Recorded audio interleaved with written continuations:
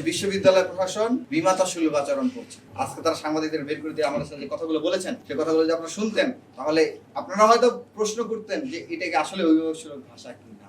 প্রত্যেকের রাজনৈতিক চর্চা করা তার যার ব্যক্তিগত রাইটস। যেই ছেলেটা ভিকটিম সে হতে পারে শিবির করে, হতে পারে অন্য কোনো রাজনৈতিক দল করে, প্রত্যেকের রাজনৈতিক চর্চা করা তার যার ব্যক্তিগত রাইটস, হিউম্যান রাইট। যে কোনো রাজনৈতিক দলে সে চর্চা করতে পারে।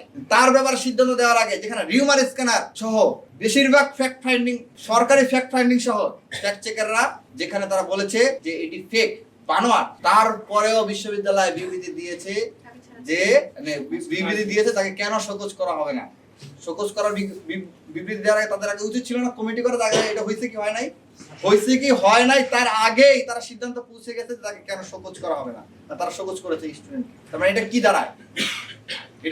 এটাই প্রমাণ করে যে বিশ্ববিদ্যালয় প্রশাসন বিমাতা সুলভ আচরণ করছে। আমরা স্পষ্ট ভাষায় বলতে চাই, দেখুন অতীতেও আপনাদেরকে এর আগে আপনাদের সাথে কথা বলেছি, অতীতেও যখন বিশ্ববিদ্যালয়ের বিভিন্ন ইস্যু নিয়ে আমরা এসেছি, 5 আগস্ট পূর্ববর্তী সময় অথবা পরবর্তী সময়ে আমাদের সাথে যখন পাবলিক ডিলিংস গুলো হয়েছে, পাবলিক ইস্যুগুলোতে যখন কথা হয়েছে, প্রত্যেকটা সময় সাংবাদিক বন্ধুদের সাথে ছিল। আজকে তারা সাংবাদিকদের বের করে দিয়ে আমাদের সাথে যে কথাগুলো বলেছেন, সে কথাগুলো যদি আপনারা শুনতেন তাহলে আপনারা হয়তো প্রশ্ন করতেন যে এটাকে আসলে অভিভাবক সুলভ ভাষা কিনা।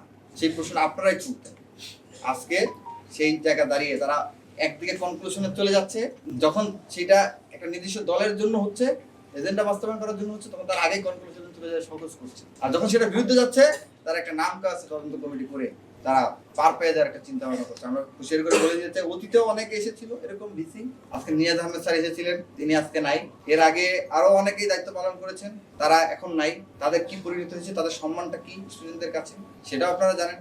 এখন বর্তমান যারা দায়িত্ব রয়েছেন তারাও যদি এই ইনসাফটা করতে না পারেন, তারাও যদি এরকম বিমাতা সুলভ আচরণ করেন, তাহলে তাদের পরিণতি বা তাদের শ্রদ্ধার জায়গাটাও অতীতের যারা দায়িত্বরত ছিল তাদের যেখানে দাঁড়িয়েছে তাদের সেখানে দাঁড়াবে কিনা সেদিন আসলে যথেষ্ট সংশয়ের জায়গা রয়েছে।